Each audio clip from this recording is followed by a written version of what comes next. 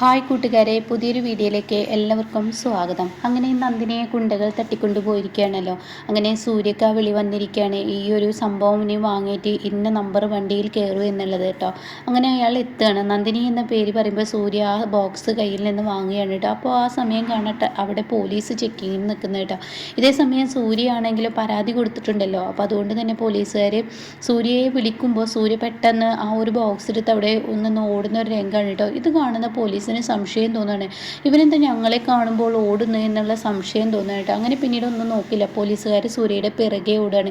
ഇതേ സമയം നന്ദിനിയാണെങ്കിലോ തൻ്റെ ആ ഗോഡൗണിൽ നിന്ന് രക്ഷപ്പെട്ടിരിക്കുകയാണ്. ഇതേ സമയം നന്ദിനിയുടെ പിറകെ ഗുണ്ടകൾ ഓടിക്കൊണ്ടിരിക്കുകയാണ് കേട്ടോ. അങ്ങനെ നന്ദിനി ഒരു സൈഡിലൂടെ ഓടുന്നു, സൂര്യ ഒരു സൈഡിലൂടെ ഓടുന്നു. രണ്ടുപേരും അങ്ങോട്ടും ഇങ്ങോട്ടും ഓടുകയാണ് കേട്ടോ.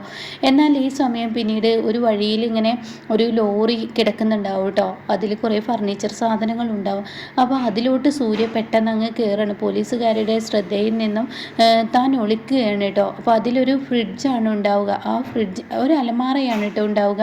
ആ അലമാറക്കുള്ളിൽ സൂര്യ അങ്ങ് കയറി ഒളിക്കുകയാണ്. അതോടുകൂടി പോലീസുകാരെ ഈ ആൾ എവിടെയോട്ടാണ് പോയത്, കണ്ടില്ലല്ലോ, എങ്ങോട്ട് പോയി എന്നുള്ള ആ ഒരു ഇതോടുകൂടി അവർ നിൽക്കുന്നുണ്ട് കേട്ടോ. പിന്നീട് അവരങ്ങ് തിരിച്ചു പോവാണ്. എന്നാൽ ഈ സമയം നന്ദിനിയാണെങ്കിലോ ഇവരുടെ കയ്യിൽ നിന്ന് ഓടി വന്ന് ഇതേ ലോറിയിൽ തന്നെ നന്ദിനിയും കയറുകയാണ്. അപ്പോൾ നന്ദിനി എന്ത് ചെയ്യുന്നു, ഫ്രിഡ്ജിൻ്റെ ഉള്ളിൽ നന്ദിനിയും കയറി ഒളിക്കുകയാണ് കേട്ടോ. ഇതേ സമയം ഗുണ്ടകൾ എല്ലാവരും കൂടി ഓടി വരുന്നുണ്ട്. ഇവരെങ്ങോട്ടാണ് പോയത് മനസ്സിലാവുന്നില്ലല്ലോ എന്നിങ്ങനെ പറയുന്നുണ്ട് കേട്ടോ. അങ്ങനെ ഈ വണ്ടി എടുത്ത് പിന്നീട് പോകുന്ന ഒരു രംഗമാണ്. അങ്ങനെ ഇവരാണെങ്കിലോ ഈ നമ്മുടെ ഗോഡൗണിലേക്കുള്ള സാധനങ്ങളാണല്ലോ എന്ന് പറഞ്ഞിട്ട് അവർ ലോറിയിൽ കയറുന്നുണ്ട്. പക്ഷേ ഇവരുടെ ഗോഡൗണിലോട്ട് തന്നെ പോകുന്നതെന്ന് നന്ദിനിക്കും സൂര്യക്കും അറിയില്ല കേട്ടോ. അങ്ങനെ ഈ സമയം ഒരുപാട് തവണ ഈ ഫ്രിഡ്ജ് ഇറക്കാൻ വേണ്ടി നോക്കുകയാണ്. ഫ്രിഡ്ജ് ഇറക്കുന്ന സമയത്ത് മുടിഞ്ഞ വെയിറ്റാണ്. അപ്പോൾ ഇവർ ഈ ഡോറ് തുറക്കാൻ ശ്രമിക്കുകയാണ്. ഇതിന് എത്ര വെയിറ്റ്, ഇതിൽ എന്താ വെച്ചിരിക്കുന്നതെന്ന് നോക്കാൻ വേണ്ടി ഡോറ് തുറക്കാൻ നോക്കുമ്പോൾ ഡോറ് നന്ദിനി ഉള്ളിൽ നിന്നും പിടിച്ച് വലിക്കുകയാണ് കേട്ടോ. അതുകൊണ്ട് തന്നെ ഡോറ് തുറക്കാൻ കിട്ടത്തില്ല. അപ്പോൾ ഉടൻ തന്നെ ഇവർ പറയണത് ജാമായിക്ക് എന്തോ പ്രശ്നങ്ങളായിരിക്കും, സെക്കൻഡ് ഹാൻഡ് അല്ലേ നമ്മൾ വാങ്ങുന്നത്, അതുകൊണ്ട് തന്നെ നമുക്ക് എല്ലാവർക്കും കൂടി അങ്ങ് പിടിച്ചിറക്കാൻ എന്ന് പറഞ്ഞിട്ട് അവർ പതിയെ ഇങ്ങനെ പിടിച്ചിറക്കണം കേട്ടോ. അതേ സെയിം അവസ്ഥയാണ് ഈ അലമാറക്കൂട്ട്. അലമാറയുടെയും ഡോറ് തുറക്കാൻ ശ്രമിക്കുമ്പോൾ സൂര്യ ഉള്ളിൽ നിന്ന് പിടിച്ച് വലിക്കുകയാണ് കേട്ടോ. അങ്ങനെ അലമാറയും തുറക്കാൻ പറ്റത്തില്ല. അങ്ങനെ രണ്ട് സാധനങ്ങളും ഉള്ളിലോട്ട് ഇവരെ എങ്ങനെയൊക്കെയോ താങ്ങി പിടിച്ച് പോകുമ്പോൾ ഇവർ പറയുന്നുണ്ട് അപാര വെയിറ്റ് ആണെങ്കിലും മുടിഞ്ഞ വെയിറ്റാണ്, തണ്ടൽ പോയിരിക്കുന്നത്, ഈ പീറപ്പെണ്ണ എങ്ങോട്ട് പോയി എന്നും അതിനിടയ്ക്ക് പറയുന്നുണ്ട് കേട്ടോ. അങ്ങനെ അവർ ഈ സാധനങ്ങളെല്ലാം ഉള്ളിലോട്ട് കയറ്റി വെച്ച് ഇയാൾക്കാണെങ്കിലോ ഫ്രിഡ്ജ് എന്താ തുറക്കാൻ കിട്ടാത്തതെന്ന് പറഞ്ഞിട്ട് ഇയാൾ പിടിച്ചു വലിക്കുന്നതിനോടുകൂടി ഫ്രിഡ്ജ് എന്ന് തുറക്കുകയാണ് കേട്ടോ. അതോടുകൂടി കാണുന്ന കാഴ്ച നന്ദിനി ചൂളി പിടിച്ചിരിക്കുന്നതായിരിക്കും കേട്ടോ ഗുണ്ടകൾ. അപ്പോൾ അവരങ്ങോട്ട് പൊട്ടിച്ചിരിക്കണം. എന്താ നോക്കടാ, നമ്മൾ തേടിയ വള്ളി തന്നെ നമ്മുടെ കൺമുന്നിൽ വന്നിരിക്കുന്നു എന്ന് പറഞ്ഞിട്ട് അവർ നന്ദിനിയെ കാണിച്ചു കൊടുക്കുകയാണ് കേട്ടോ. അങ്ങനെ ഈ സമയം അവരിങ്ങനെ പൊട്ടിച്ചിരിക്കുകയാണ്.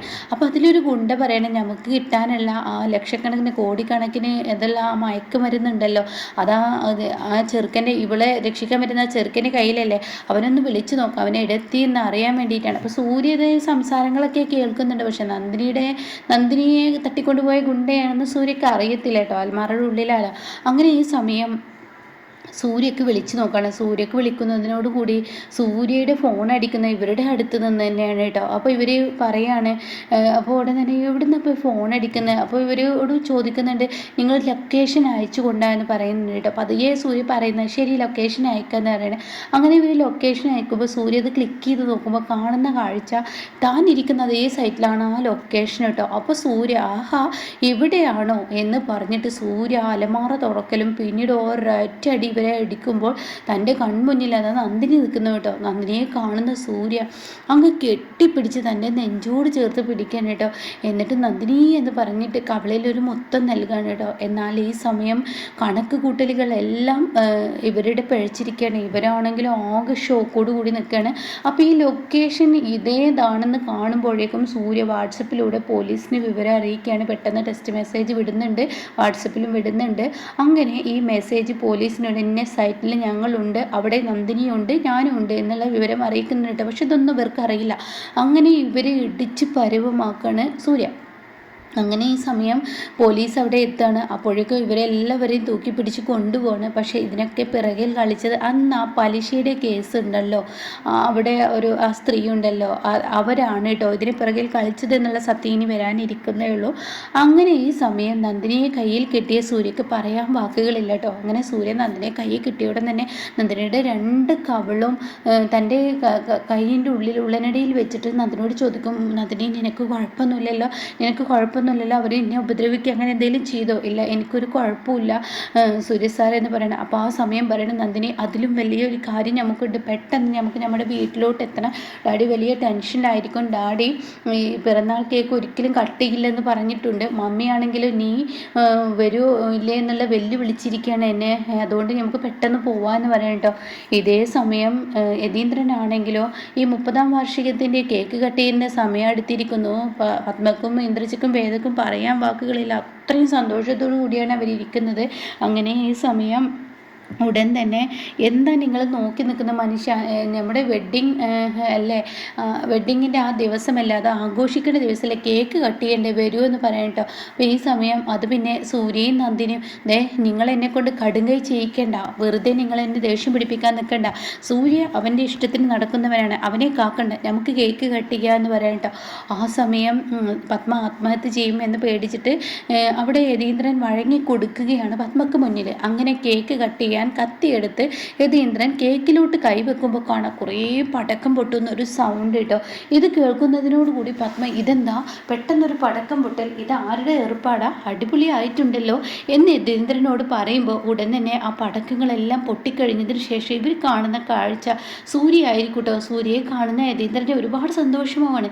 പിന്നീട് ആ പടക്കത്തിൻ്റെ ആ പുകയുണ്ടാവുമല്ലോ, അതങ്ങ് മാഞ്ഞപ്പോൾ തൻ്റെ കൺമുന്നിൽ കാണുന്നത് പത്മ കാണുന്നത് നന്ദിനി ആയിരിക്കട്ടോ. നന്ദിനിയെ കണ്ട പത്മയുടെ കിളി പോവുകയാണ്.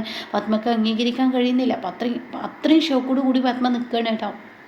ആ സമയം പത്മ ഈ ഷോക്കോടു കൂടി നിൽക്കുമ്പോൾ ഉടൻ തന്നെ എല്ലാവരും ഇങ്ങനെ സന്തോഷത്തോടു കൂടി നിൽക്കട്ടെ. അപ്പോഴേക്ക് യതീന്ദ്രൻ ചെന്നിട്ട് ഓടിച്ചെന്ന് ചോദിക്കുകയാണ്, മോനെ കുഴപ്പമൊന്നുമില്ലല്ലോ, നന്ദിനി എവിടെ നിന്ന് കിട്ടി? അതൊക്കെ ഡാഡി പറയാം, ഇപ്പോൾ വെഡ്ഡിങ് അല്ലേ, ഡാഡിയുടെ വെഡ്ഡിങ്ങിന് കേക്ക് മുറിച്ചതിന് ശേഷം കഥകളൊക്കെ പറയാമെന്ന് പറയട്ടോ. അപ്പോഴേക്കും പത്മ ഉള്ളിലോട്ട് പിൻവലിയാണ്. അപ്പോൾ ഉടൻ തന്നെ പത്മയോട് യതീന്ദ്രൻ പറയണ കുറേ നേരമായല്ലോ നീ കേക്ക് കട്ട് ചെയ്യണം എന്ന് പറഞ്ഞ് വാശി പിടിക്കുന്ന, വാ നമുക്ക് കേക്ക് കട്ട് ചെയ്യുക എന്ന് പറഞ്ഞിട്ട് കേക്ക് കട്ട് ചെയ്യാൻ വിളിക്കുമ്പോൾ ഉടൻ തന്നെ പത്മ ഉള്ളിലോട്ട് പോവാണ് കേട്ടോ.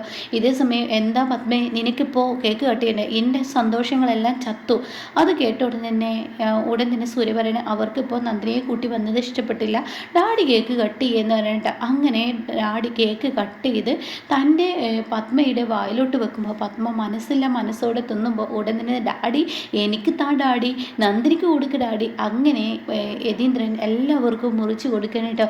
ഇതേ സമയം പത്മ അവിടെയും തോറ്റിരിക്കുകയാണ്. അങ്ങനെ പത്മ എന്ത് ചെയ്യുന്നതും നന്ദിനിക്കും സൂര്യക്കും മുന്നിൽ തോറ്റുകൊണ്ടിരിക്കുകയാണ് കേട്ടോ. ഇതേ സമയം സൂര്യ ചോദിക്കുകയാണ്, ഇപ്പം എങ്ങനെയുണ്ട് എൻ്റെ ഡാഡിയുടെ വെഡ്ഡിങ് എൻ്റെ നന്ദിനിയാണ് ഓർമ്മിപ്പിച്ചതെങ്കിൽ അവളെ കൂട്ടാതെ ഒരു ആഘോഷം ഈ വീട്ടിൽ നിന്ന് നടത്തില്ല എന്ന് പറഞ്ഞാൽ നടത്തില്ല. അതിൻ്റെ ഏറ്റവും വലിയ തെളിവല്ലേ ഇപ്പോൾ ഈ കണ്ടത്, അവളില്ലാതെ ഈ ആഘോഷം നടക്കില്ലെന്ന് പറഞ്ഞു, അത് നടക്കില്ല എന്ന് പറഞ്ഞ അതേ ലെവലിൽ തന്നെ ഞാൻ നടത്തിച്ച് കാണിച്ചു, നിങ്ങളുടെ വെല്ലുവിളി ഞാൻ കാറ്റിൽ പറത്തി എന്നൊക്കെ പറഞ്ഞിട്ട് പത്മ ഇങ്ങനെ ദേഷ്യം പിടിക്കും. പത്മ അവിടെ നിന്ന് പോവുകയാണ് കേട്ടോ. അങ്ങനെ ഓരോ ദിവസവും പത്മ നന്ദിനിക്ക് കാൽച്ചുവട്ടിലോട്ട് വരുന്ന ആ ഒരു സീനാണ് കേട്ടോ. അപ്പം എന്തായാലും ഇനി സത്യങ്ങൾ പുറത്തു വരാനിരിക്കുകയാണ്. അത് പുറത്തു വരുന്നതിനോട് കൂടിയിട്ട് പത്മ നന്ദിനിയെ സ്നേഹിച്ചു തുടങ്ങും. തൻ്റെ മകളാണ് തന്നെ ഇങ്ങനെ ആക്കാനൊക്കെ ചെയ്തത് എന്നുള്ള സത്യം ഇനി പത്മ അറിയാനിരിക്കുന്നേ ഉള്ളൂ കേട്ടോ.